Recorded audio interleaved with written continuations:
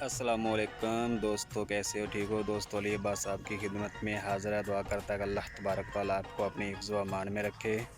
तो दोस्तों माशाल्लाह ये देखें कितने अच्छे अच्छे फूल लगे हुए हैं। और आज गर्मी बहुत ज़्यादा है। इधर मैं रुका हूँ, पीर शहज़ादा चिश्ती साहिब हैं, इनके पेट्रोल पंप पे।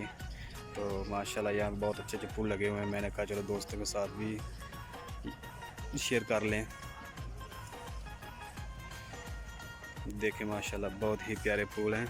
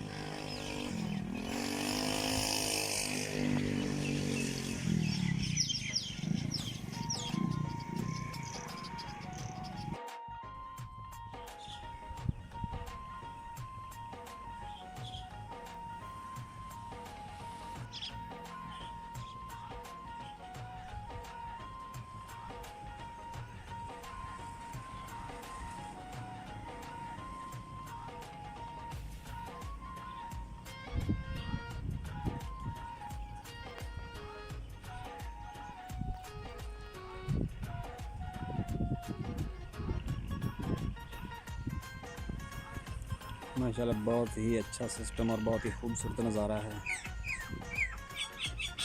जानवरों की आवाज़ें आ रही हैं और मैं रोड पे तकरीबन नज़दीक ही बैठा हूँ, इसलिए शोर भी आ रहा होगा आपको। गाड़ियाँ गुज़र रही हैं, मोटरसाइकिल वगैरह गुज़र रहे हैं।